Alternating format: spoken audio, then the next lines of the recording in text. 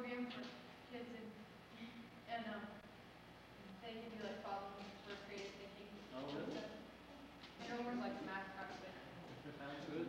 Sounds good. I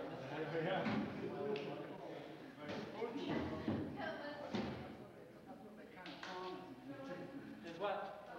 We were going to pay your expenses too? Come on. Let's go do something.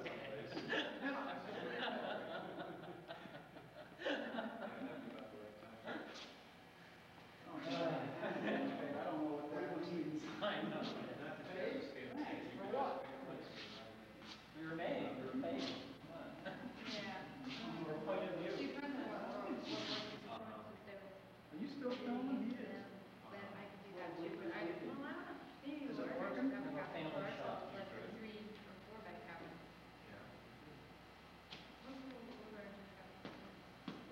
Well, we're here. Where are we? Hey, wait. Let's do the phone. What's in the back of your shirt? That's cool. So fast. Thank you, Rick, for modeling. I've got 6 o'clock. 7 o'clock Eastern Standard Time. Well, why don't we call Claudia, because it's about, what, 4 then? We should, Just wake her up and tell her, hey, we're on the road. You have her home phone? She never answers the office phone. She'll probably roll over and cuss at you. Oh, no, undoubtedly. She's put it in writing, so. Well, there's hot water, fans, oatmeal, instant. You're gonna have to. What are you eating there, Sam? Some sawdust, yogurt, and look.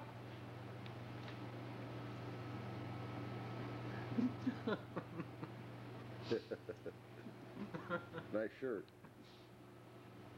Like that shirt? There was little squiggly marks on there. Oh, that's where I blew my nose on.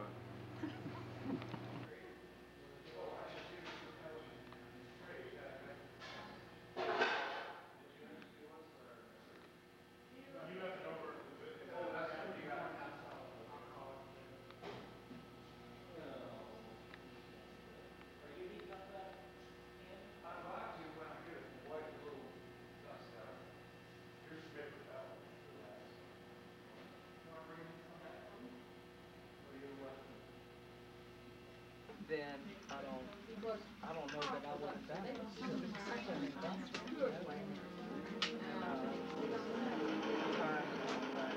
me, that was like I wanted the book. Now seeing the response. Here's the publisher. Now I know how everybody else feels when I've got my camera pointing at them. They're always telling me get lost. Well, they're taking out one. She offered a Hi, Tony.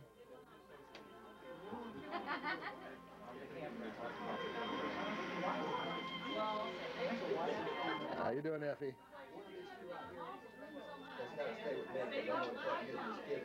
Hi, November. I like to get people in their mouth. Hi, Pajama Lady. Sure, you can do anything you want. And I have to live with it. Yeah. That means he's coming, will be the one that goes to the temple. Without big trouble, listen. When is he coming? Soon, he'll be here before time, but the temple's at 8 o'clock. So he can load the should be here before 7. So I can load the flight when we get And they came right on there. Probably not right now, baby. I've got it all figured out. We stay here. Get up. Well, I'm not gonna ride him. You can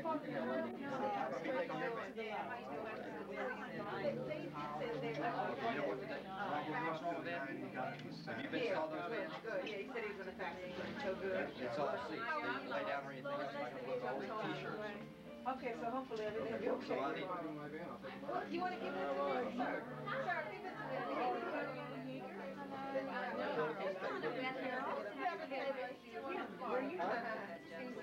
No. Really? Are you? I'm gonna get a t-shirt. If it gets cold, I might get a sweatshirt. Let's go more about the 80. Oh, okay.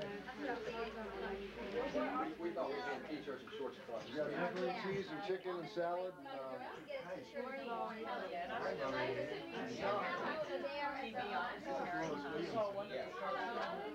And you do need to. Part of it. I'm gonna buy it. Tell them which that, this year. Mary, I think.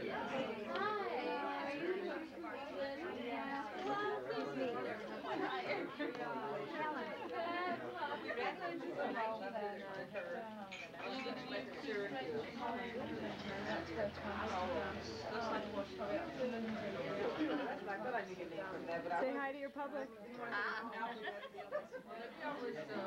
I know what you did me with a campfire.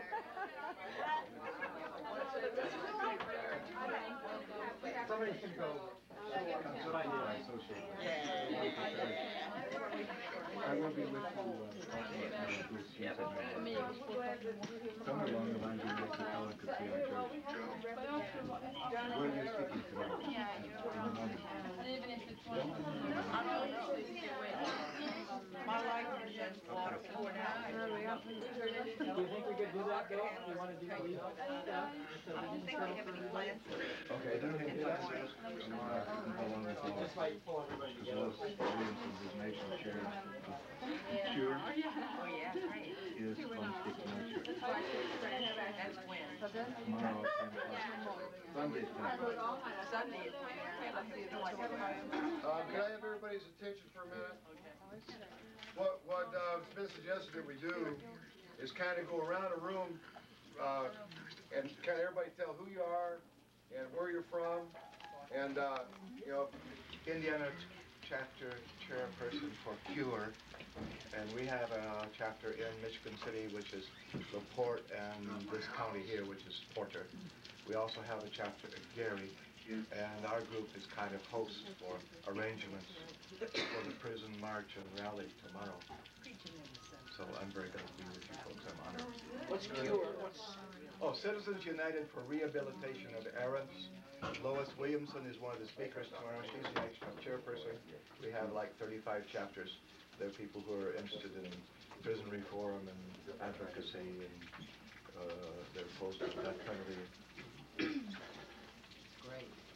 Okay, how about Sister Helen? Would you like to go next? I forgot, what do we say? What you doing here? Okay. Who are you? Helen Prejean from Give her a book. Louisiana, and I'm here because I believe this kind of thing of people getting out on the road and meeting other people and sharing what they care deeply about is what's going to change this.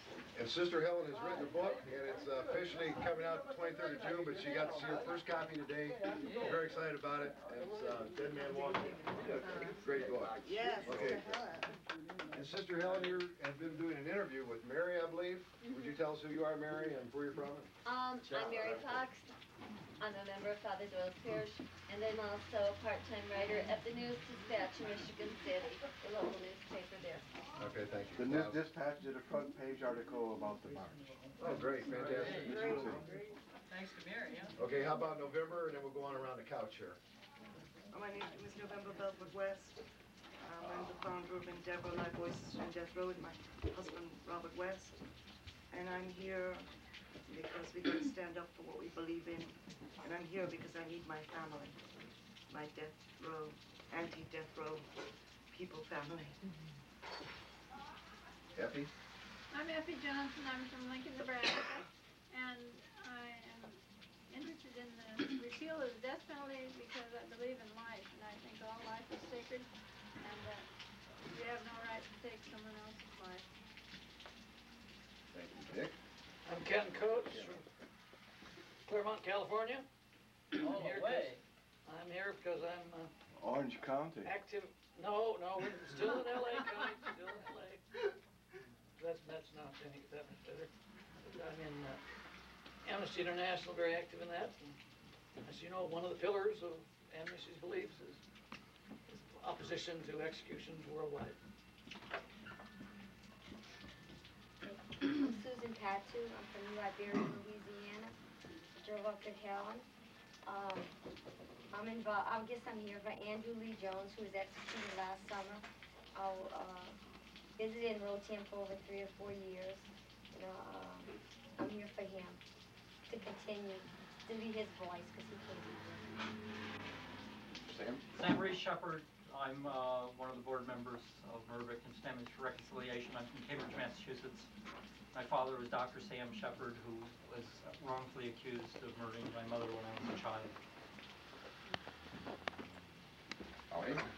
My name is Wayne Crawley, and I'm here because my Heavenly Father told me I lived in a dark world. But he said I'd recognize my brothers and sisters because of his spirit. And I see more of his spirit here than I see in many churches that I attend. So, that's why I'm here. Rick Halper. Bill, you're here because you live here, huh? I'm in. I wish I was. My name is Rick Halpern. I live in Dallas, but I'm from Alabama. I'm the current chair of the board of AI USA. I'm here because the death penalty is the #1 issue for me personally. I believe in activism, and I'm certainly looking forward, having been on a pilgrimage and having been in the Texas March. I'm personally just anxious to march out of the South for a change, bring this message of compassion and decency to a new audience. And I just can't tell you how honored I am to be with y'all. I'm Marietta Yeager, and I'm from Detroit, Michigan. I am also on the board of MVFR. My youngest daughter was a kidnapped murder victim 20 years ago. I'm here because I wouldn't be anywhere else this weekend. I'm Dave Stamps. I'm from Minneapolis, Minnesota. I serve on the board of directors with Rick on for Amnesty. I've been on a couple of these marches before, and living in Minnesota, it's hard to talk to people about the death penalty because we don't have one. And we're not going to have one. But when people like Marie Deans come to Minneapolis, they feel like they've come to an oasis away from the death penalty. You must have lots of murders in Minnesota then. I'm just glad to be here to get a feeling for what it's like for the people here in the trenches. Maureen Kelly. Hi, I'm Maureen Kelly, and I work in the, as the press officer. And we've been planning this, been working with Bill and a bunch of other folks for over a year now. And so I agree with Marietta, I wouldn't be anyplace else this weekend or the rest of the next 16 days. Great job. And done a great job on press. Abe. Well, my name is Abe Bonowitz. I'm an Amnesty organizer from Ohio, Columbus, Ohio. And I'm a activist wannabe, I guess, because I've met so many people that have been doing this for so many years, and I'm still relatively young. So I'm kind of here because, like others, I wouldn't be anywhere else, but also I'm hoping by osmosis to become more of an activist this weekend, or this week. I don't see how that's possible. Tony? Yes, I'm here. My name's Tony Moore, and I work at the Amnesty office also in Chicago in the Midwest region. I'm the deputy director. And for years, I've worked on the issue of abolishing the death penalty, but I've never really gotten to a national march. Every march that happens, I seem to not be able to get there. But I'm here this weekend and for the next 2 weeks, and I'm very, very proud to be amongst all of you.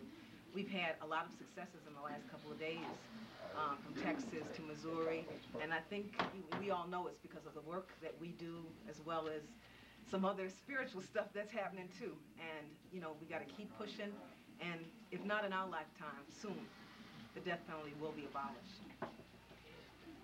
I'm Lois Williamson, I am National Chairperson of CURE. I'm here because the death penalty is wrong. It's barbaric. In a country like this, we should have the death penalty. I hope to see it abolished in my lifetime. Emily. You're right up my nostrils. Do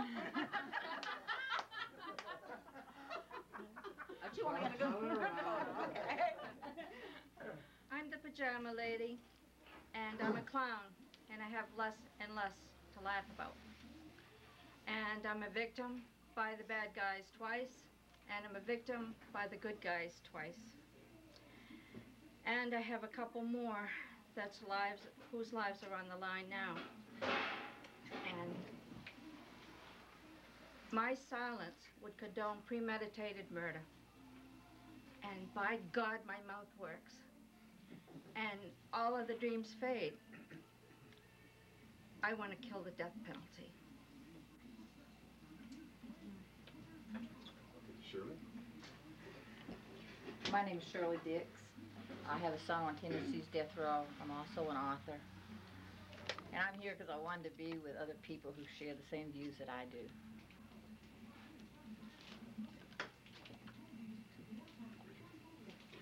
I'm Dick Leatham. Live in Brooklyn, New York. I'm a member of the Brooklyn Meeting of Friends, Quakers. And our testimony from the very beginning of the Quaker Church was strongly opposed to the death penalty. And it's something I have always felt strongly about, and I feel like it's important that in New York State that it become more of an outspoken opposition. I hope we abolish it soon. I'm pleased to be here. All right, and on the floor we've got our international delegate. I guess in America we do try to seat you on chairs.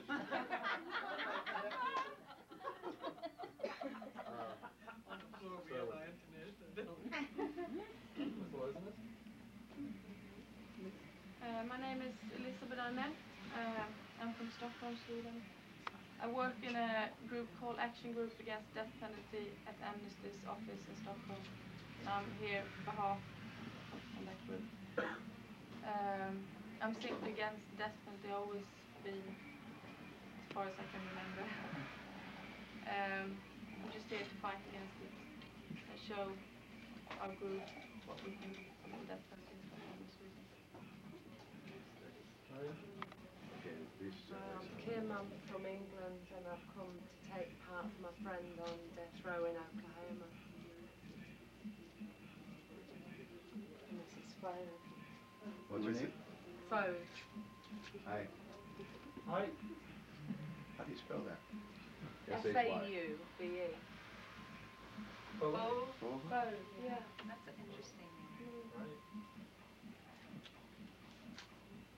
I'm Carol Cove and I'm here to support my pen friend on death row, and I've just never believed in legalised killing and I never will.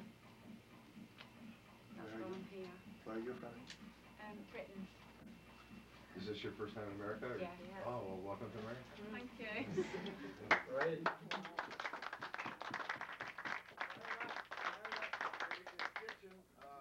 Judy Y. Great. And she did a great job. Right. She's going to be in charge of our eats for the next couple of weeks, and she's the best person in the world to have do the job. And she lives here in Northwest Indiana. She's my cousin. Hi. Would you like to say a word? Besides hi? No? Okay. No, that's funny. I tell you that she's shy, but I won't. Thanks, Jude. And also back in is Shirley's daughter, way back in the corner back there, Maria. It's Maria, right? Okay. Welcome.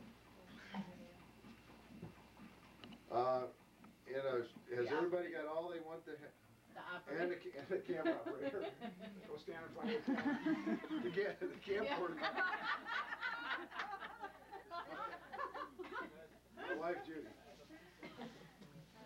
Sorry for the weather. We tried to do something about it, but we did have the park across the street, and we kind of got we figured even if it was gonna rain, and we still, you know, there's shelters and that over there, but we kinda got caught where, so we just, everybody's here, and sorry for the arrangements.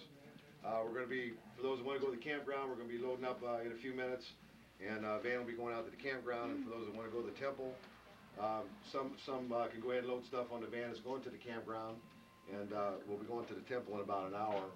And I know the rabbi will be very happy to see a group of us come. Is this Miller? That's in Miller, right. And does anybody have any questions or? Yeah, do you, the ones that are going to the...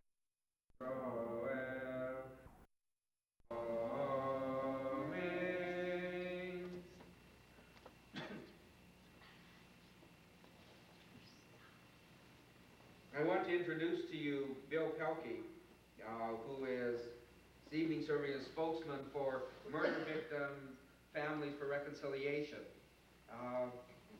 This is a special group. They have made a spiritual leap that perhaps only because of the nature of their experiences they can make, but it's certainly significant. They have risen above the natural human tendency towards vengeance and hatred and violence, and have come to the understanding, one that I hope all people will at some time achieve, that violence, no matter sanctioned by who, only begets violence, and it is in fact love that begets love, and caring that begets caring, and reconciliation and fellowship and oneness that eventually will lead to the type of world we want. This is a very special group, and with that I would just like to introduce Bill Pelkey, and I don't know what he has planned, but I told him it's his time, do what you want.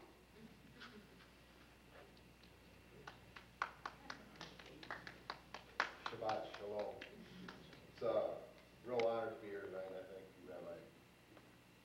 The Journey of Hope is 2 weeks of action against the death penalty. It's sponsored by Murder Victims Families for Reconciliation. Murder Victims Families for Reconciliation is composed of people that have had a member of their family that has suffered death through homicide. And yet, united, we stand opposed to the death penalty. The Journey of Hope is hosted by Murder Victims Families for Reconciliation. It was our hope that people throughout the United States, throughout this country that were opposed to the death penalty would come and stand by our side as we spoke out against the evils of the death penalty. Tonight we have quite a few members of the group with us. Today, June 4th, is when the journey begins. It will finish on June 20th. Tomorrow morning, we will be meeting at Michigan City. There will be a walk from downtown Michigan City to the state prison, where the death row inmates in the state of Indiana are housed. There are presently 56 people on death row that the state of Indiana are waiting to kill. When we get to the prison, there will be a rally, and we have very many interesting speakers are going to speak at that rally. The rally will begin at 1 o'clock. Then tomorrow evening at 7 o'clock, we're going to be at St. Luke, St. Monica, I believe is the name of the church in Gary, and the Reverend Bernice King will be speaking. She's the daughter of the late Dr. Martin Luther King Jr. So if any have an opportunity to come to any of those events, we believe that you'll really enjoy it. Tonight we have a group of the Journey of Hope people that are with us. Not all are Murder Victims family members, but some are, and some are just people from across the United States and in fact overseas that have come to speak out against the death penalty. And what I'd like to do this time is just for each one of you from the Journey of Hope, and we'll start with you, Shirley, just stand up and turn around and tell everybody who you are, where you're from, and why you're here. And we'll just go through that real quick, and then if anybody here has any questions about the death penalty, about Murder Victims Families for Reconciliation, about the Journey of Hope, then we'll be happy to answer those questions, and then we'll go on home and see what happens to the bulls tonight. So Shirley, would you like to speak first? My name is Shirley Diggs. I have gone on Tennessee's death row. I'm also an author of 5 books on capital punishment. My name is Tony Moore. I live in Chicago, Illinois, and I work for an organization called Amnesty International.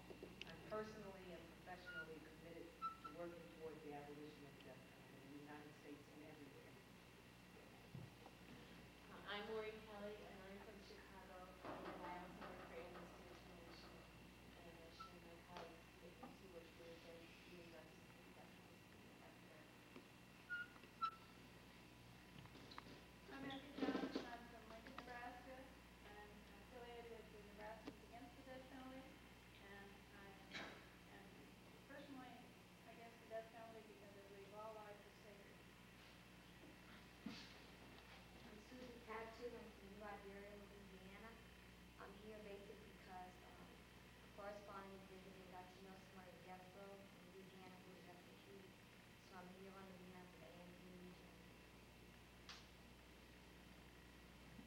Lisa? My name is Elizabeth Arnett. I'm from Stockholm, Sweden, and I work in a group called Action Group Against Death Penalty in Stockholm at Amnesty's office. It's against death penalty all over the world, including America. Dick Latham. I'm from Brooklyn, New York. I am a Quaker. I believe that there is a God in all persons, and the death penalty is wrong. Something I happen to do here. I'm Ken Coates from Claremont, California. I'm an active volunteer for Amnesty International. And I share Amnesty's viewpoint that capital punishment is wrong. My name is Marietta Yeager. I'm from Detroit, Michigan. And my youngest daughter, 7-year-old Susie, was kidnapped and murdered 20 years ago. And I feel that had I known what was going to happen to her the night she was taken from me, I would have done anything that I could to have stopped that terrible thing. And by the same token, I've come to believe that if I know that other people are going to be killed, then it is just as important for me to take a stand against their death, even though it might be sanctioned by the state. My name is Rick Halpern. I live in Dallas, Texas. I'm the current chair of the board of Amnesty International's Board of Directors. To me, the death penalty represents the greatest evil on the face of this earth and the #1 problem in America. And I'm here to bear witness to the fact that in my lifetime I will see an end to it. My name is Abe Bonowitz. I'm from Columbus, Ohio, and I'm a volunteer with Amnesty International. And I'm here because when I started in Amnesty International, I was pro-death penalty. I really didn't know much about it. I'm here to show that people who educate themselves can move to a position where they see what reality is and work to make reality what it needs to be, and that's without the death penalty. My name is David Stamps. I'm from Minneapolis, Minnesota. I serve on the board of directors of Amnesty also. I'm here because this is all about healing. This is reconciliation. This is mental health. This is what we all need.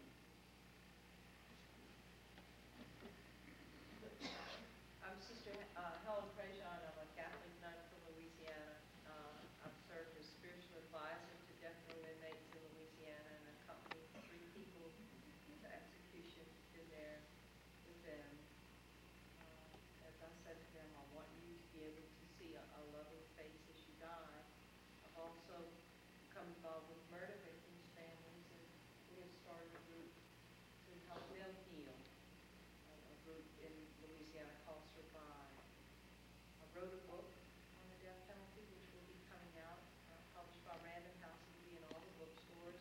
It's called Dead Man Walking, recounting my experiences with death row inmates and with murder victims. And I'm here because I believe that the only way that things get changed, so many of the prayers, it reminds me, the Catholic Church has built a lot on some of the same prayers that you use of light and darkness and Genesis. And that creation, God creates us, and then God gives us responsibility for the world, and that things will change when we reach out our hands and begin to change them. And so I'm here to walk down the roads and to meet with communities of people like you, to inform people about the death penalty. When people are informed and they know what the death penalty really is, support drops dramatically. And it's in that hope that I'm here in Indiana and participating in the journey of hope and with all of you.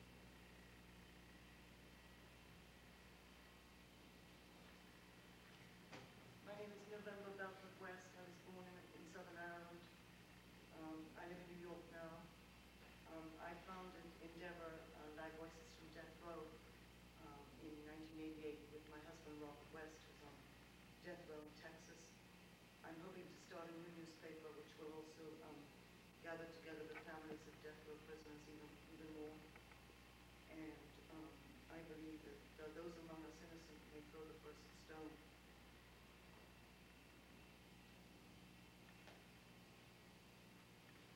They call me Pajama Lady, and I'm a clown, but I haven't had very much to laugh about lately. When I was a child, I heard of the Holocaust. There was nothing I could do. There was a man in a Salvation Army church in Germany many years ago, and he had an altar call. There was a little boy in the back of the church, and he never stood up to go forward.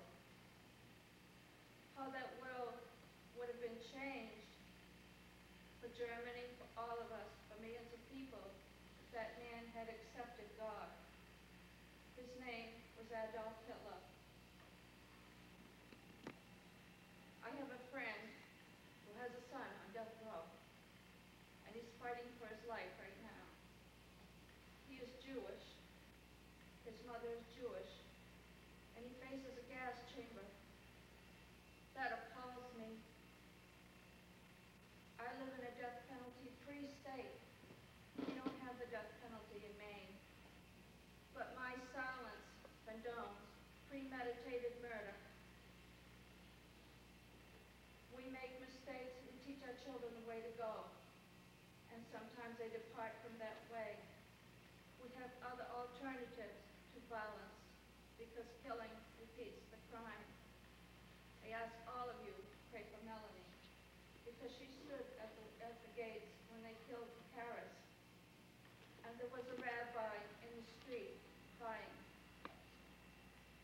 There were some kids that went by, the skinheads they call them, and they were saying, kill him, kill him. It doesn't matter what that man was or who he was. We have cages for human beings that have no control. But to that one rabbi that stood up and was crying in the streets, he has my love and my prayers. Because we need more people, we need more religious leaders to stand up and say that killing is wrong, who repeat the crime. I've been a victim twice by the bad guys. I've been a victim twice by the good guys. Now, this is my Holocaust, and I ask you to stand up with me, whether these men are Jewish or Mexican or lily white like me. They're human beings, and I ask for your compassion.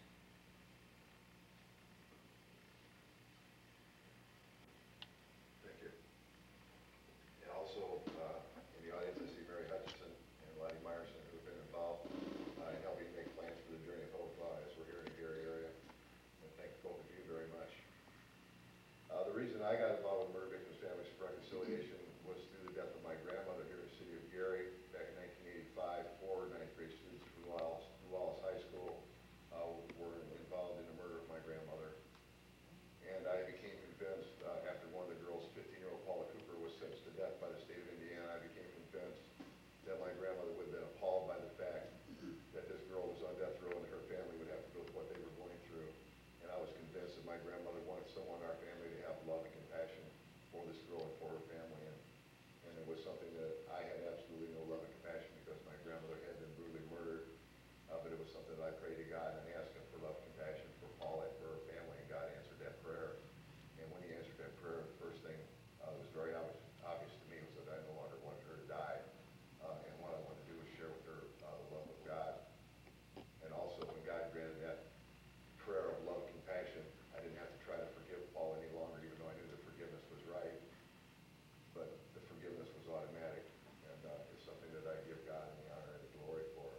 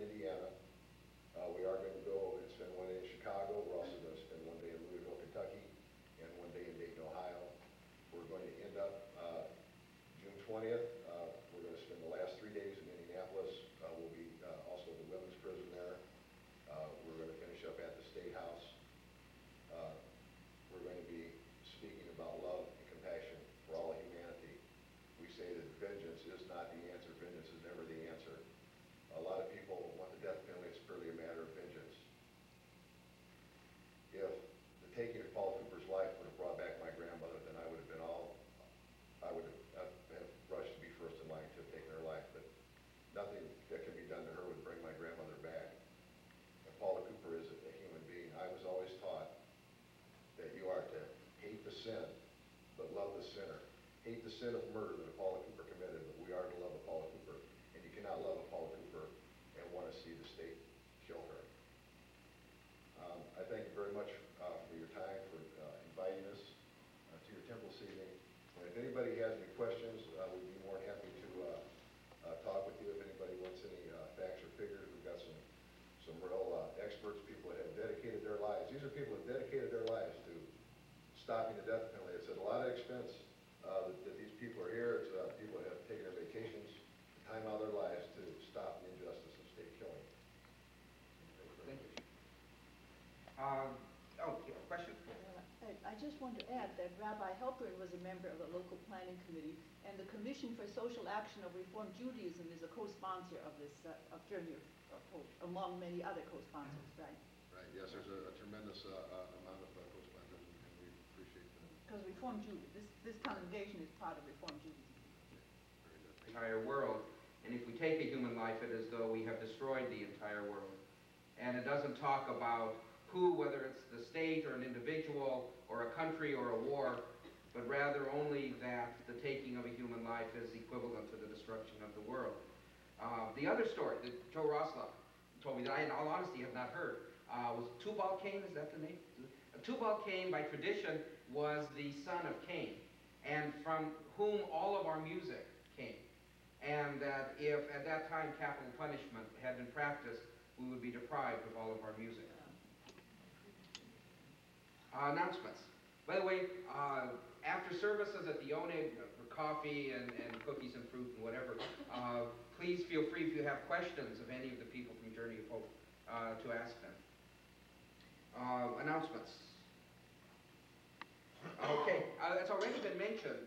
Saul Rosner and I will be participating in tomorrow night's Journey of Hope vigil at St. Monica, St. Luke, 7th and Rhode Island at 7 p.m.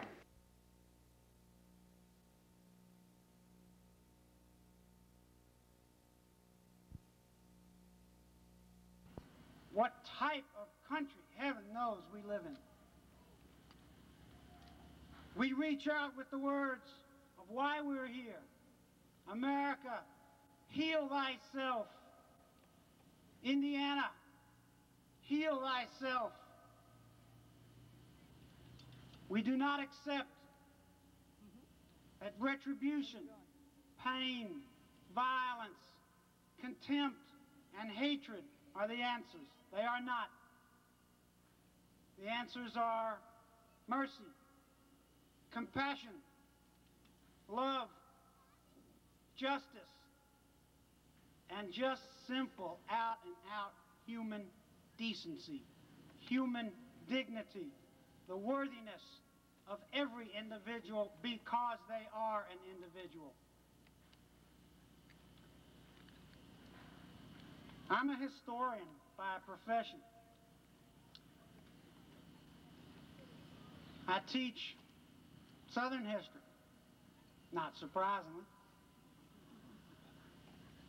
This country endured 246 years of an institution that we look back on with wonder and disgust and revulsion, of wondering how our forefathers could justify an institution known as slavery. And at one time in our nation's history, it was accepted as normal that one color of human being should own and dominate another. This was normal behavior. And those who sought to bring about the abolition of slavery as early as 1830 were reviled and looked upon with disgust and horror and aberrations of their own societies as quirks, oddballs. They were looked upon, spat upon, beaten, and hurled upon every indignity because the concept of racial equality and human dignity was unknown in America in the 1830s. We look back on 160 years ago and shake our heads in amazement that our country tolerated and accepted slavery because it is so abhorrent and so unknown and alien to the American way of life in 1993. We haven't conquered all the problems. Racism and poverty still exist. that slavery is mercifully long gone. 50 years from now, in our lifetimes, I want to be able to look back on the early 1990s and shake my head and wonder and go, how in heaven's name did we have the death penalty? The death penalty isn't something that's going to be with us 130 years from now. In our lifetimes, it will go. Evan Bayh needs to know it will go. It's not a matter of if it's going, it's when it's going. It is going to be eradicated in our lifetime. America is too good, too kind, too compassionate to tolerate this evil known as capital punishment. It is on the way out. Make no mistake about it. I leave you with this exhortation. After these 2 weeks of community outreach and education, when you go back to your individual communities, whether they are here in the Midwest, whether they are in the Northeast, the Pacific Northwest, the deep Gulf South, or even overseas from where some of you traveled, make no mistake about this. We are committed. We will keep coming back by the tens, by the hundreds, by the thousands, by the millions until this scourge is eradicated from American society.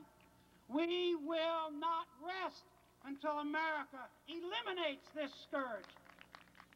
We want a death penalty-free America, a better America. I urge you when you return to your communities, never give up. Always remember you are not alone. This scourge will end. Never give up. Be proud. Throw back your head as your forefathers did. And remember their ancient words.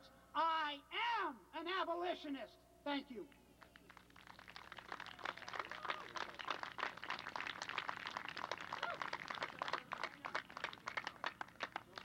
All right, thank you, Rick Halpern. Very instrumental in inspiring the journey of hope. Thank you, Rick, very much. It's going to be a tough act to follow, but if anybody can do it, it's Marietta Yeager.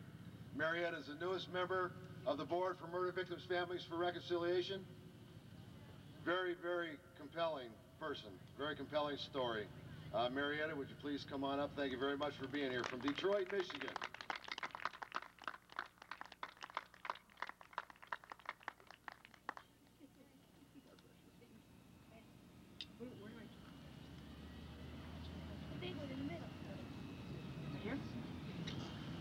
Hello, everybody.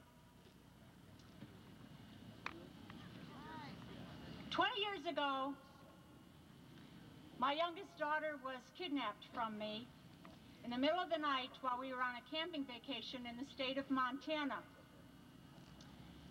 And a year later, 1 year to the minute, that the kidnapper had taken her out of our tent, he decided to call me in response to a newspaper article that had been printed the day before, in which I had been quoted as saying I really felt concerned for him. I'd give anything for the chance to talk to him, but I feared I'd never get that opportunity. And all this time, we had no idea whether my little girl was alive, whether she was still in this world or not. And he had called several times, talking to other people and asking for ransom. And he had identified her by an unpublished birth defect, so we knew it was an authentic call, because it was not information that was readily available to the public. But when he called me, he called to taunt me. You want to talk to me? Here I am, lady. Now what are you going to do about it? Because I'm the one that's calling the shots. And there's nobody going to catch me. But what this man hadn't counted on was what God had been doing in me in all this time. And the journey that I had made from fury to forgiveness, from revenge to reconciliation. And he was taken aback by it. And he began to gentle down, soften up, back off. And he ended by, in that milieu of concern and compassion, he so let down his guard that he inadvertently revealed enough information about himself that the FBI could finally identify and arrest him. And we were to find out that my little girl's life had been taken from her a week after she had been taken from me. But that still didn't change what had been accomplished in my heart. And by this time, I had finally come to understand that God's idea of justice is not punishment, but restoration. And that was what I wanted for this young man. And so I asked the FBI if they would offer him life imprisonment with a chance for psychiatric help, which was the alternative to the death penalty at the time. And they honored my request, and they offered that to this young man, and then he confessed to taking my daughter's life and the lives of some other young people in the state of Montana.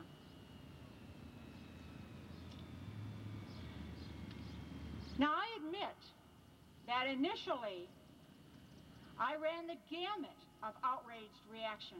I'd have been happy to strangle this man with my bare hands, and I'd have had a great big smile on my face. But I am now absolutely convinced that the only whole and healthy and holy way to respond to a situation like that is to forgive. And meeting other parents whose children were victims of violence or whose loved ones were victims of violence confirms my experience. I see that those who have retained a vindictive mindset are in fact being undone themselves by their own unforgiveness. They're unhappy, they're embittered, and the quality of their life is diminished. In a very real way, they have given the offender another victim. And for those folks who had the opportunity to get what they wanted, their kind of justice exacted, they have found after the execution that it didn't do what they thought it would do. They are still left empty, unsatisfied, and unhealed. The death penalty does not do for us what we think it will do. Now, I'm not advocating people who commit violent crimes to be forgiven and then put back out on the street again. But there are ways to protect them and the community from their violence. In Michigan, we have mandatory life imprisonment with no chance of parole. And I would like to see that happen in all the other places that have the death penalty and that utilize the death penalty instead. Because it's a way of allowing the restoration of that person's life, possible repentance, possible rehabilitation. And that's an opportunity that we have to give to these people who were themselves first, always, victims and violated people, often in their youth. And so for those proponents of capital punishment that say that it is a matter of justice for the victim's family that we execute the offenders, we say, don't kill in our name. It will not do for us what we say it will do. There's no healing to be gained in executing another person. What you do is give another family something to grieve. You commit another murder, even if it's sanctioned by the state. For me, the best way to honor my little girl's life is to say that all life is sacred and worthy of preservation. Her life was a gift of such goodness and sweetness and beauty and joy to me that to kill someone in her name is to violate that goodness and sweetness and beauty that she was. And so I'd rather say that all life is sacred and worthy of preservation. And in fact, to say that the death of one malfunctioning person is going to be a just retribution to me is an insult to her. And so I, on behalf of all the other folks that are with us here today, Murder Victim Families for Reconciliation, we say, don't kill in our name. We say, let's practice those virtues that set us apart from all of creation, mercy and compassion. Let's help these people Let's prevent more victims from happening. Let's find other ways to resolve our conflicts, our hatreds, our differences, our fears, than by using violence as the resolution. Thanks.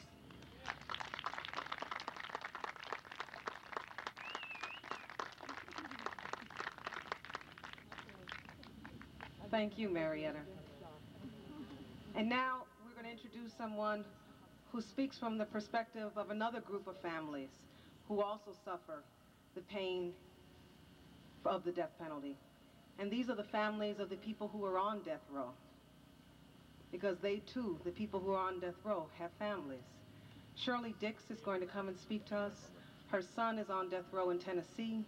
She's an author of 5 books about capital punishment. So please welcome Shirley Dix. Thank you.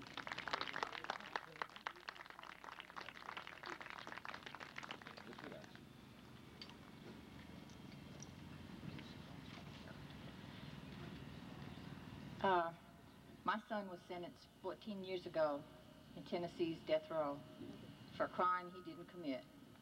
But because we didn't have the money to afford a competent attorney, one who'd handled a capital case before, he was sentenced to die along with a friend of his.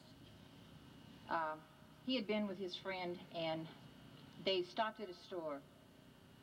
His friend went inside and killed and robbed the shopkeeper there.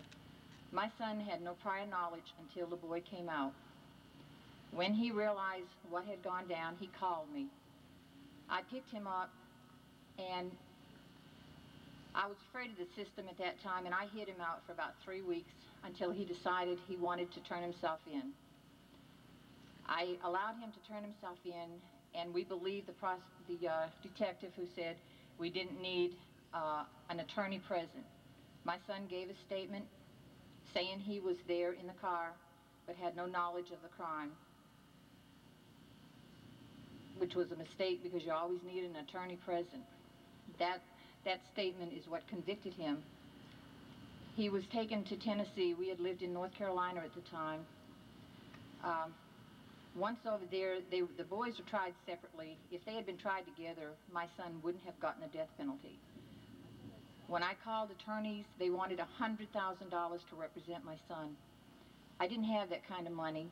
I sold my home and everything I had. They had the first trial, and Donald Strauss was convicted of the murder and the robbery. And I knew that they were going to go for the death penalty on my son also. I went a little crazy at that time, and I tried to break him out of the small jail they were holding him in. The officials found out what I was trying to do, and they moved him to Brushy Mountain. And then I decided the only thing that might save his life at that point was to get a competent attorney. Since I didn't have the money, I decided that's my son and the state wants to kill him, and I went against the law writing hot checks in order to pay for his defense. In this country, it's money if you're going to be on death row or not. I didn't raise enough money to hire a good attorney. I did hire one. When the time came for the trial, testimony at the first trial was not allowed at my son's trial. They call it hearsay evidence.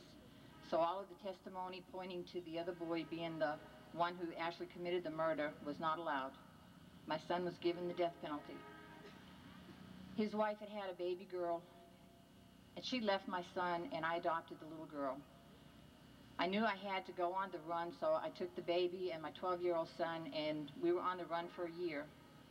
I decided I couldn't stay away from my son who was on death row, so I made an agreement with the FBI to come in if they would allow me to see my son one last time before they sentenced me.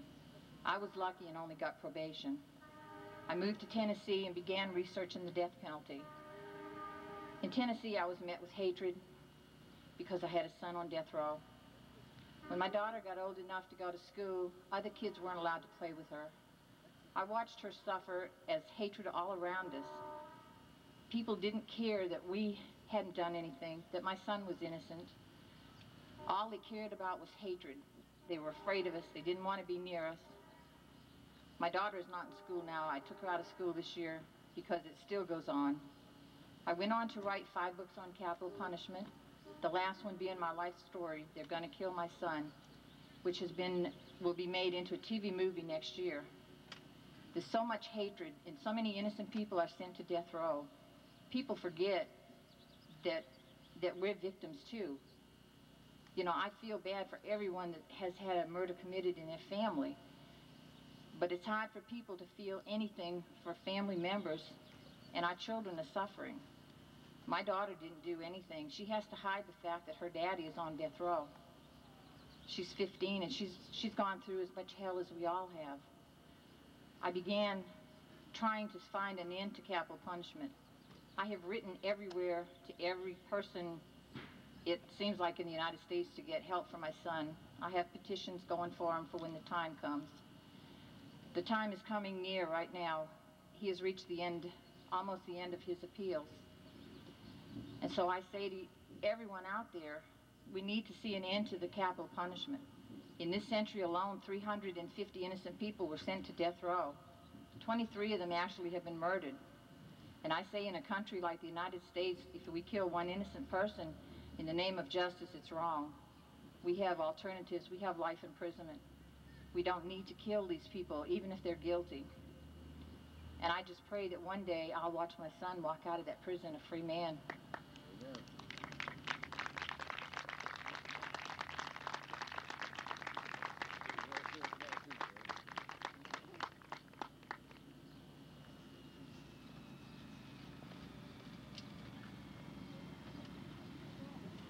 Thank you, Shirley. As you can see, the death penalty creates more victims. It doesn't have anything to do with healing.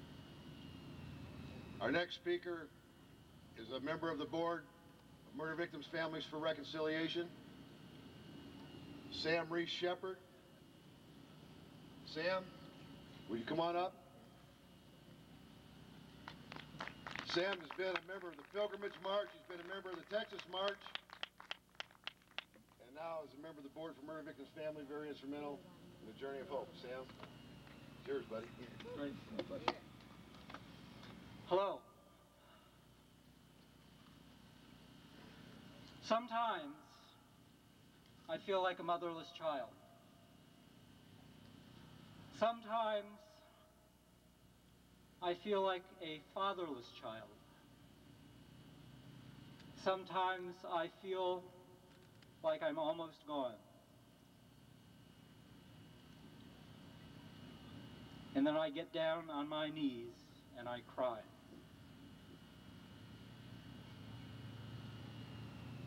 At the age of 7, I woke up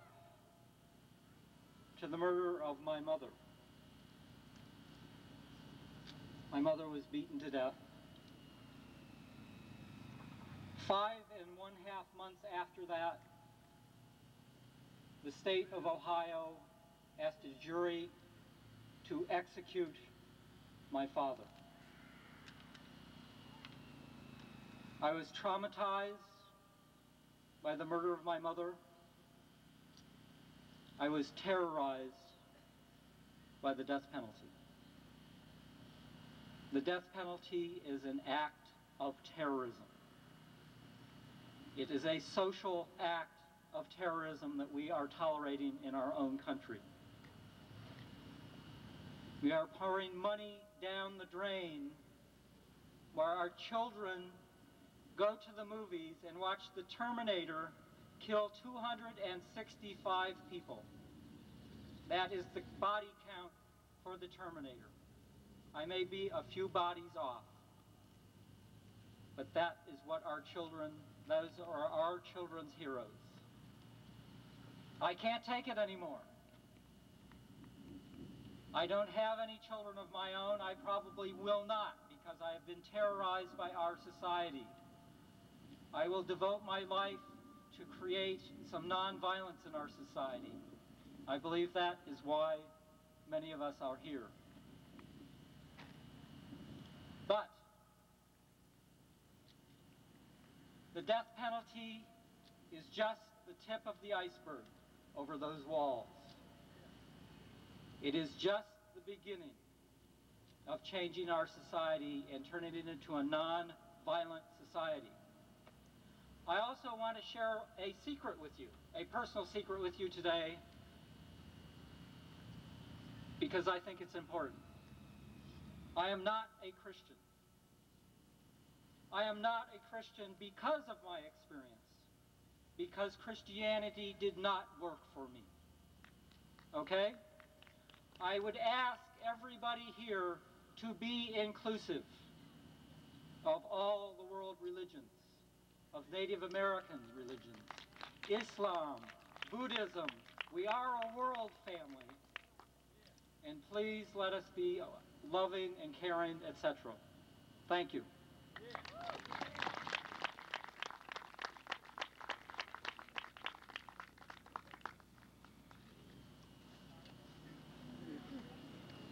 Sam Reese Shepherd is definitely becoming one of the leading abolitionists in the United States of America, and MVFR is very proud to have Sam on the board. Sam's also on the board for the National Coalition to Abolish the Death Penalty. He's been involved in a lot of efforts in his home state fighting the death penalty. One thing I'd like to point out, you see some of the trees that are up here. These trees have a very special meaning to us on the journey of hope. As we go from city to city, we're going to be planting a tree at each city that we go to as a tribute to life. We are celebrating life as we go about the journey of hope. Our next speaker is from Pennsylvania, Lois Williamson. She's the chairman of the board for CURE. She's also a victim family member. We're very happy to have you, Lois, with us today.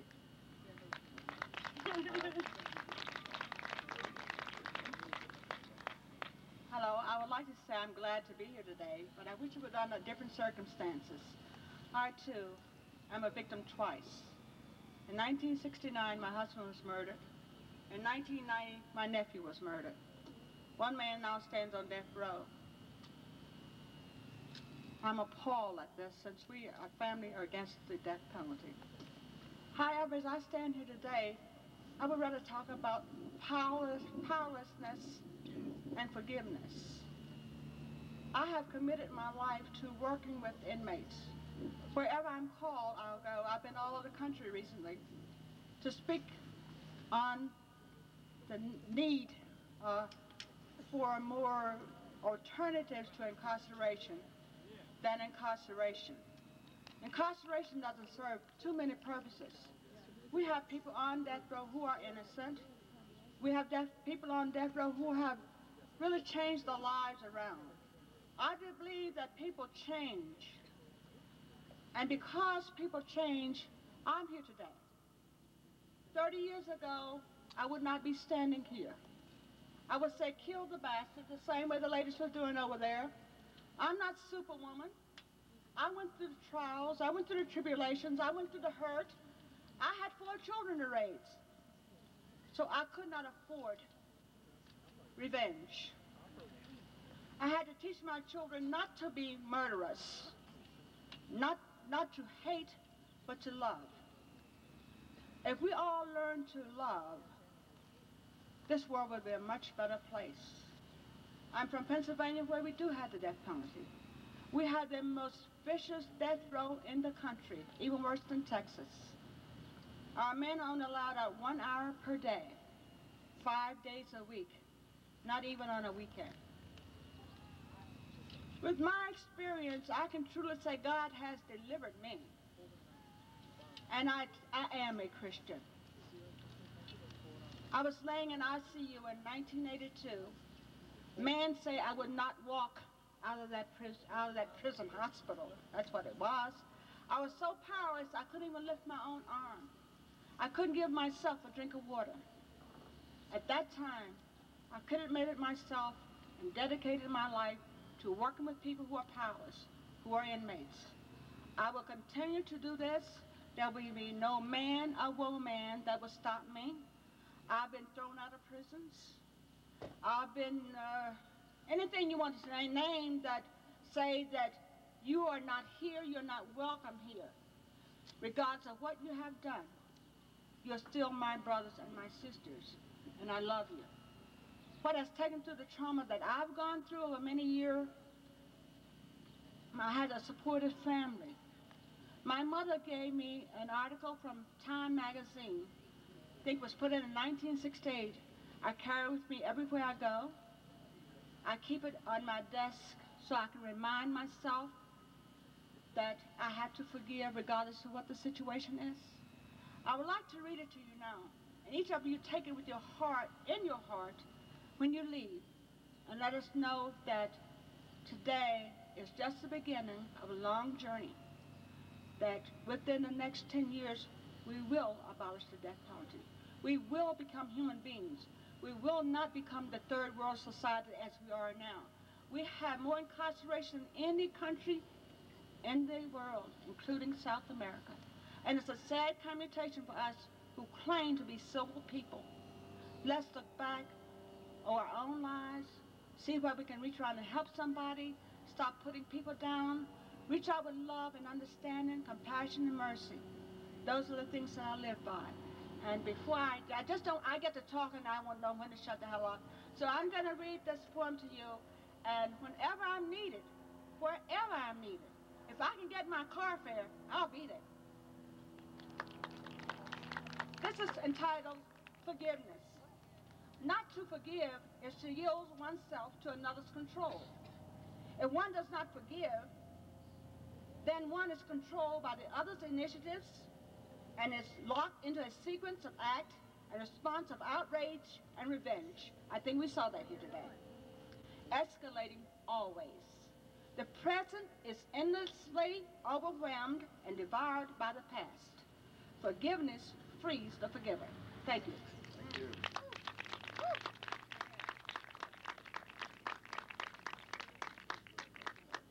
Thank you so very much, Lois. And that is a lesson I know I've been learning from Murder Victims' Families for Reconciliation, that forgiveness indeed does free the forgiver. Thank you very much for that lesson and for those words.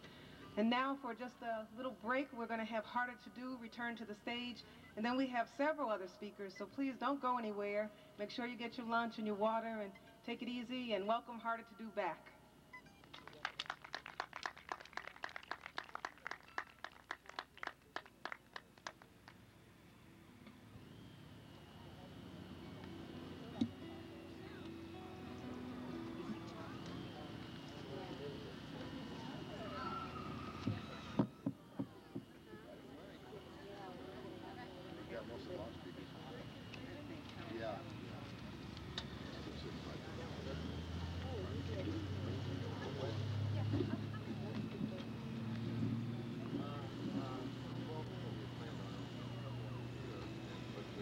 Here's a song you might recognize, a song that was out on the airwaves a couple of decades ago, but its words are every bit as appropriate today as they were then. Join in on the chorus if you feel like it.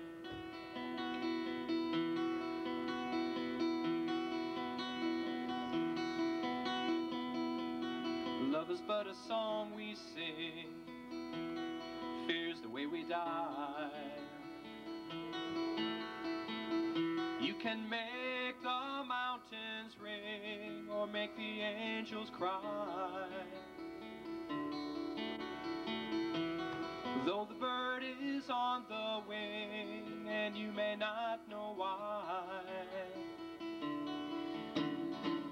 Come on, people now, smile on your brother, everybody get together, try to love one another right now.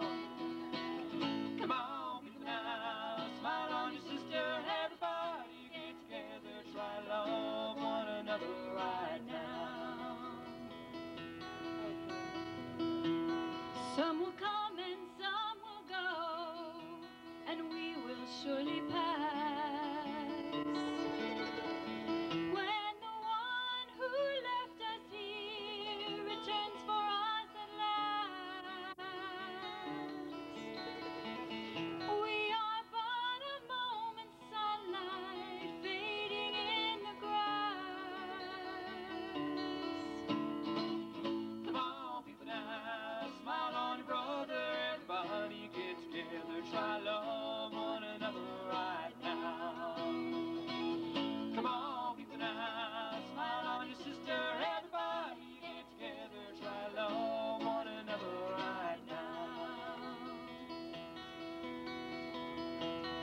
If you hear the song I sing, you will understand. You hold the key to love and fear in your trembling hand. Just one key unlocks them both. It's there at your command. Come on, people now, smile on your brother. Everybody get together, try love one another right now. Come on, people now, smile on your sister. Everybody get together, try love one another right now. Right now, right now.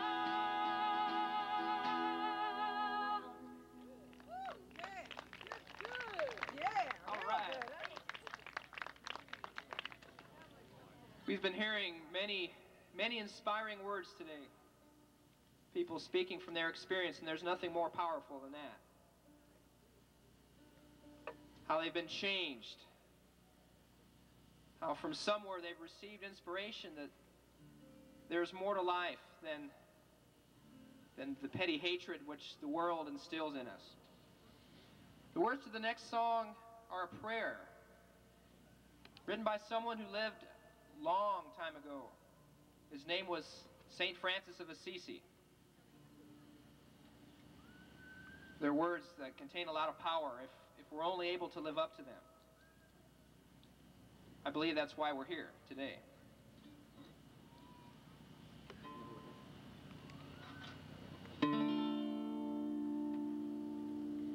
Lord, make me an instrument of your peace. And where there is hatred, let me sow love. Where there is injury, pardon. Where there is doubting, let me bring your peace.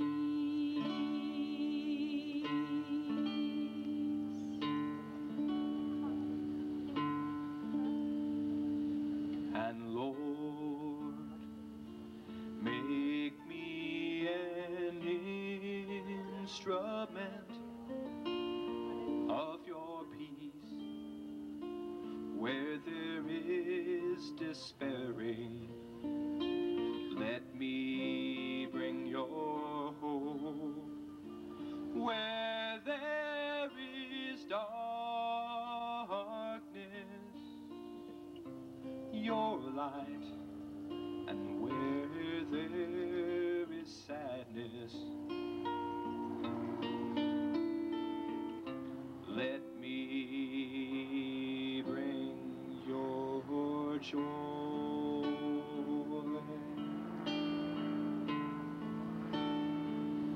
Oh, divine Master, grant that I might seek not so much to be consoled as to console, to be understood as to understand, not so much to be loved as to love another.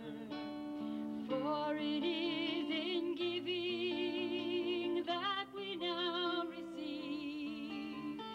It is in pardoning that we are now pardoned. And it is in dying that we are now born again.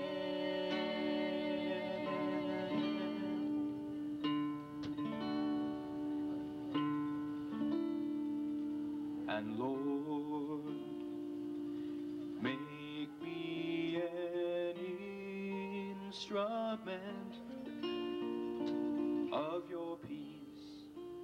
where there is hatred. Let me bring your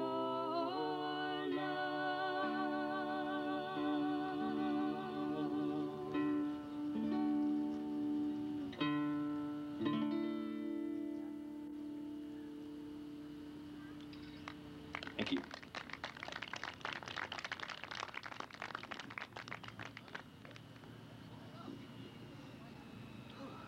That was beautiful, thank you. We're going to ask Laura Van Voris to come to the stage now. Laura has been working with the National Coalition to Abolish the Death Penalty, and in this last year or year and a half has been some of the backbone behind the planning of Journey of Hope. And she's going to tell us about the rest of that backbone. She's going to give us the list of sponsors for Journey of Hope. So Laura.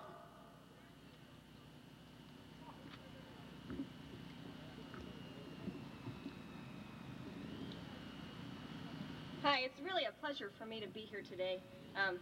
Before I go on with this, I've worked on this project for over a year now, and it's really good for me to see it finally come together. Of course, the main sponsoring organization is Murder Victims' Families for Reconciliation, so let's give them a hand. Thanks. And the other co-sponsors include the American Civil Liberties Union, Amnesty International, American Friends Service Committee, the Great Lakes region, A New Beginning, Board of Church and Society, United Methodist Church, the Calumet chapter of the ACLU, Catholics Against Capital Punishment, Church Action for Safe and Just Communities, which is the Christian Church Disciples of Christ, the Church of the Brethren, CURE, which is Citizens United for the Rehabilitation of Errants, Groundwork for a Just World, the Indiana Christian Leadership Conference, the Indiana Coalition to Abolish the Death Penalty, Indiana Council of Churches, Indiana CURE, Indiana Interreligious Commission on Human Equality, Indianapolis Peace and Justice Center, Justice of Peace Office of the Catholic Diocese of Gary, Martin University, Mennonite Central Committee, U.S., Office of Crime and Justice, Mennonite Central Committee, Great Lakes Region, National Alliance Against Racism and Political Repression, the National Black Police Association, the National Coalition to Abolish the Death Penalty, the National Council on Islamic Affairs, the National Legal Aid and Defender Association, the National Interreligious Task Force on Criminal Justice, the Prophetic Justice Unit of the National Council of Churches, Offender Aid and Restoration, Pax Christi, USA, Rethinking Prisons, the Seamless Garment Network, Social Action Committee of Reformed Judaism, Southern Christian Leadership Conference, and the Unitarian Universalist Fellowship for Social Justice. As you can tell, we've had lots of groups working with us and lots of groups who support our cause. So one more round of applause for those who have helped us financially and just in spirit.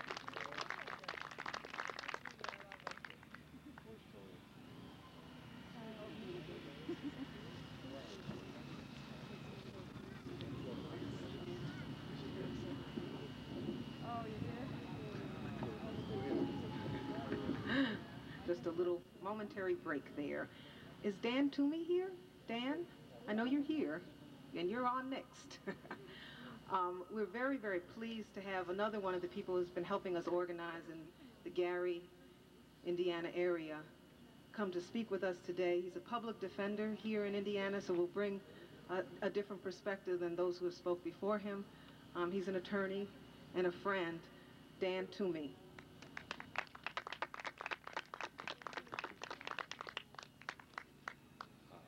I really can't agree that I'm going to bring a different perspective of the death penalty than from what any of you have.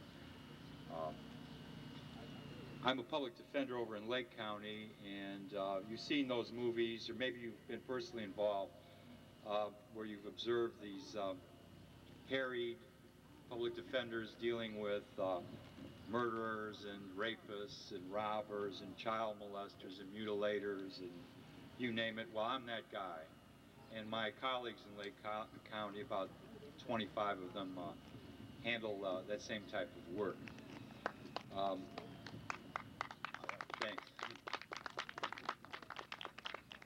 The legal profession, it seems to me, has criminal justice in particular, has achieved a split in its personality.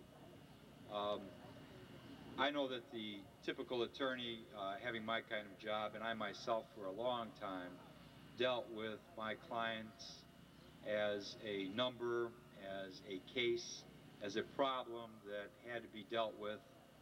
And I would go through the routine of handling that case through disposition, and that would be the end of it.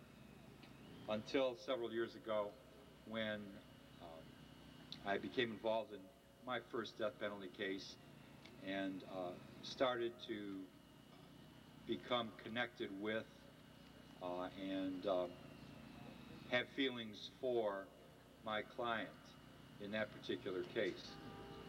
That was the seed that grew, and I believe that at that point I began handling my profession, or discharging my duties as a professional in the criminal justice system as a human being, rather than segmenting myself into a professional person and a human being. I started becoming a human being and dealt with my clients and their problems as people, and I've come to love those people. They're no different than anyone else. They have committed mistakes, committed actions that by any standard are reprehensible. And yet, they're not all bad, they're not all evil. They have sparks of goodness and beauty in them, just like everyone else. And so I guess from that perspective, I am no different from any of you, because I believe that any abolitionist has to base his or her status as an abolitionist upon love and respect for life.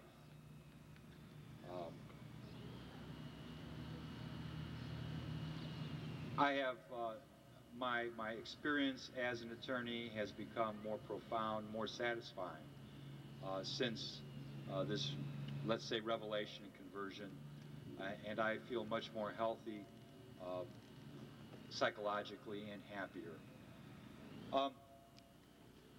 I believe that when I do discharge my duties as a public defender and defending people who are charged with crimes, including death penalty offenses, that part of my responsibility is to educate those around me so that, particularly in the death penalty case, people understand that life is valuable and that institutional murder is not acceptable. Also, in lesser offenses, I believe it's very important to educate those around me to the beauty of the people and the worth, the value of the people that I represent. And so I do that with judges, I do that with prosecutors, I do that with juries, I do that at home, I do it on the street. I bought a t-shirt here and I'm going to wear that around because I hope to engage people in conversations about the death penalty.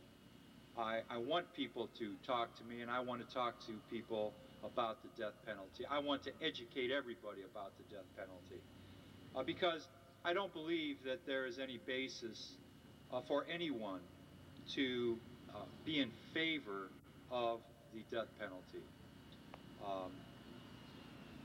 And inevitably, and I'm not giving myself any credit for knowing all there is to know about the pros and cons about the death penalty, but inevitably when I do engage somebody in a serious conversation about the death penalty, if we end our conversation with that person still maintaining the same posture, the only thing that they can say is, I don't care.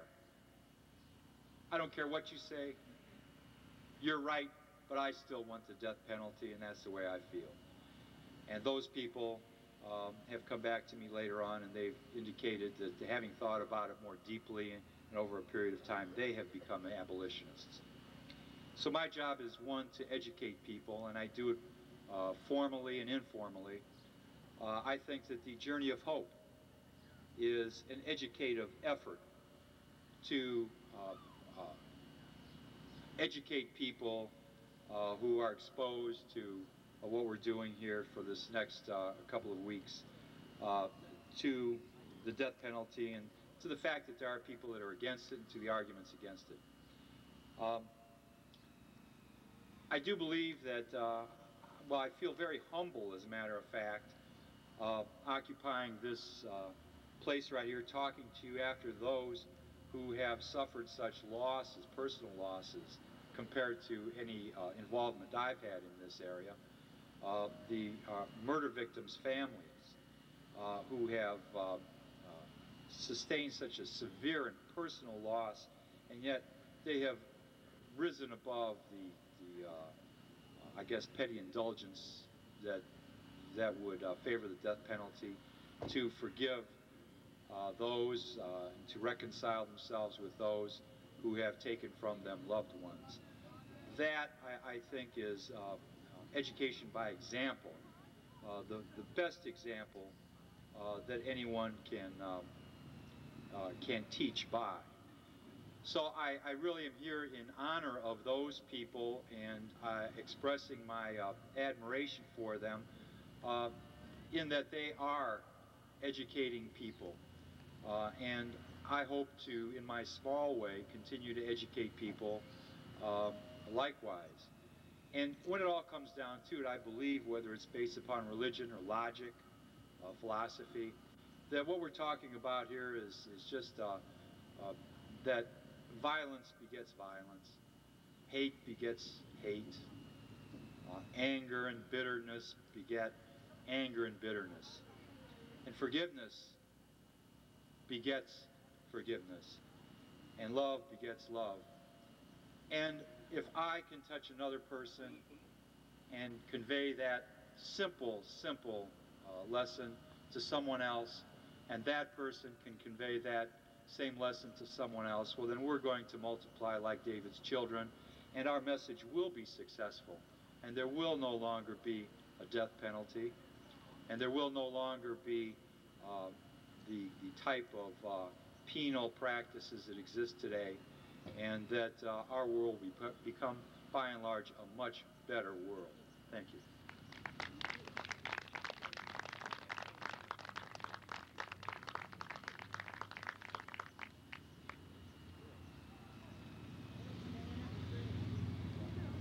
The pilgrimage, the task march, and now the journey of hope. There's two people here right now that I know were core marchers with the pilgrimage and with the task march, and they're here for the journey of hope. One is November, Belford West. She's got a poem that she's going to read, and also there's somebody here, Pajama Lady. And Pajama Lady, I haven't talked to you about this, but I'd like for you to come up also. November's going to read us a poem that she's written. And also, where is Pajama Lady here? Oh, November, come on up. And Pajama Lady, you come on up too. Yeah, they're going to be right up. And November West. Hi, everybody. I'm going to read you one very short poem and then one a little bit longer. Sometimes I'm an atheist, sometimes I'm an agnostic, and sometimes I'm a believer. But anyway, this is one of the poems I wrote about the death penalty. It's called Nativity. Nativity. Born a baby, died on death row. Not much happened in between. He said, love one another, cursed out the hypocrites, healed the sick. He said, love one another, wept because no one was listening. He said, and the last shall be first. Born a baby, died on death row, state murdered.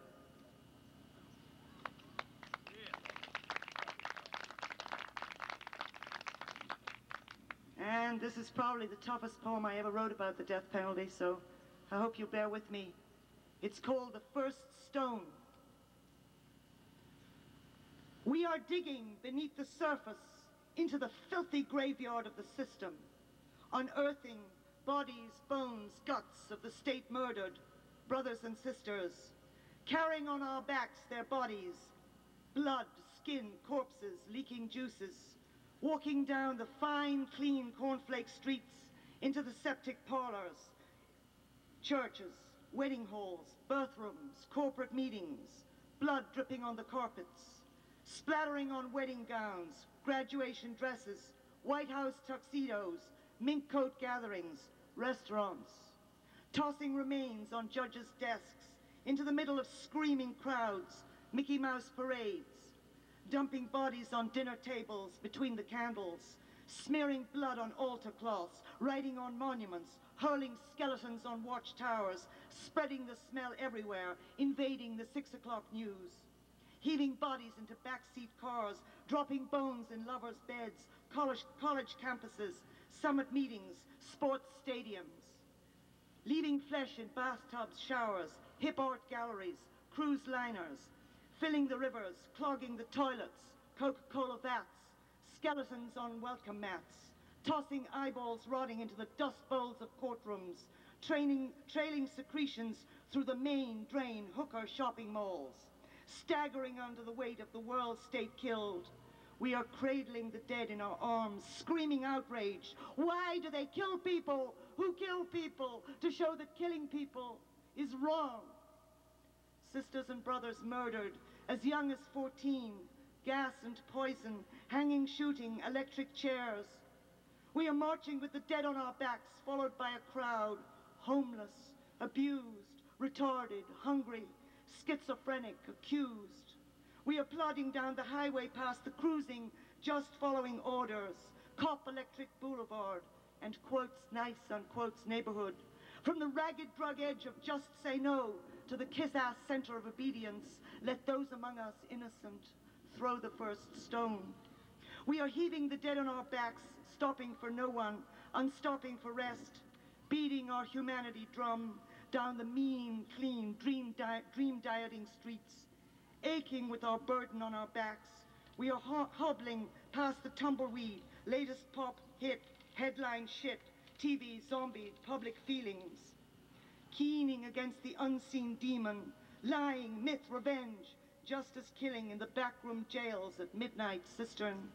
We are pushing past the red lights, going berserk, blinking, the sirens sounding in the mean, lean mainstream, neon unpitying night. We are carrying the dead on our backs, waiting for the morning, heartbreak calling, heartbreak calling, heartbreak calling, the stones melting into evolution, light, the stones melting into evolution, light. Thank you.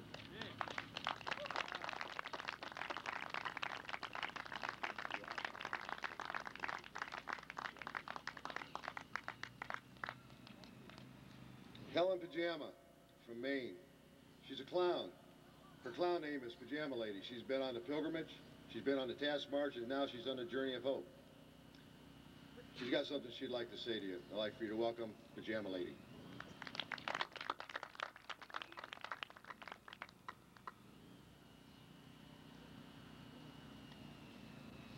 I'm here for the 2,595 or so inmates on death row. I want to mess with Texas. I'm praying for an end to the death penalty in Texas, and I hope you'll all join me. This is for Warren McCliskey, my brother. This is no secret, and I love to tell. I live in a camp, and it's cold as hell. I have lots of space, but I'm trapped in a cell. With kerosene lantern, I don't sleep so well. I'm up all night to make my typewriter yell. Parade of executioners, where my brother fell. George is the state, and this is no lie. People went to church, but let my brother die. Governor and deacon, I still cry. My brother was innocent, and you let him fry. But you'll have to answer in the by and by why you killed a saint and let my brother die.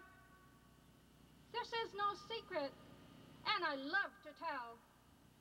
Case not closed. I'm as mad as hell.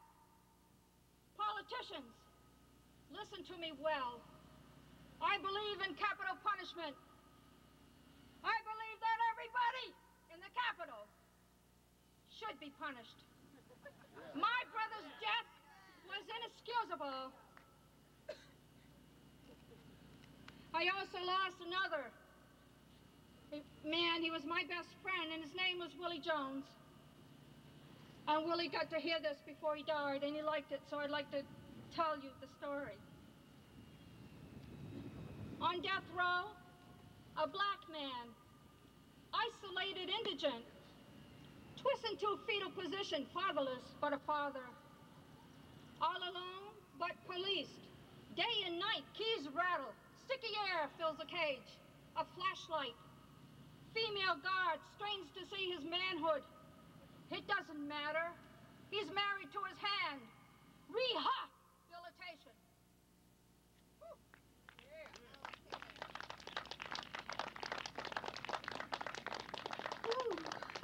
Getting hot out here.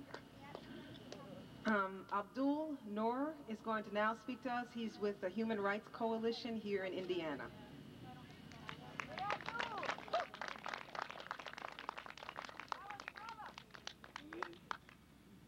Yeah, the subject is murder and killing. Doesn't make any difference who does the killing, and the murder is still murder, and we are opposed to murder.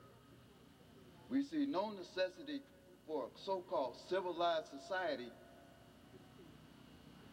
to turn to being vindictive against those people who happen to fall into the grasp of this thing called the death penalty. What I want to say about the death penalty, I want us to not only continue to do what we're doing, but I want us to project a little bit past what we're doing. Because the whole concept of death row and the death penalty comes out of a system and a psychology and a mentality. And if we begin to understand the psychology and the mentality of the people who promote the death penalty, we would have a tremendous perspective on not only how to address the fact that we don't want the killing to continue, but we'll be able to effectively make some impact on changing it. If you check out the Supreme Court in the last two administrations, Reagan and Bush, how they stacked the Supreme Court, how they fought to get Chief Justice Rehnquist in, and what Chief Justice Rehnquist's position is now, what Clarence Thomas' position is now, no more frivolous petitions coming out of these prisons talking about, I got some rights that were violated when I was taken into custody when I was a 16-year-old boy, and now that I found that my rights have been violated, I want some justice, so I'm going to get a writ, and I'm going to make a petition, and I'm going to appeal to the court. Clarence Thomas says, none of that. That's why Bush got him in there. We got to look at it from these kind of standpoints so that we'll always be clearly focused on what is happening and who we're dealing with. The death penalty actually, and death row, as far as in my community concerns, precedes getting or going through one of this criminal process or criminal injustice process, precedes going to a court. It precedes having a jury set and debate on whether you are guilty or innocent and should be given the death penalty or not. The death penalty that I'm talking about precedes all of that. We've got an atrocious number of young, not only black males, but young people, but young black males in all of the cities, all across the United States, who are executed on the spot, on the street, with their hands cuffed, behind their back, face down, on the pavement, at point blank range. Most of them don't even make it to death row. They're killed out there. So we got to focus on that. We're dealing with a very vile system. It's a psychopathic system.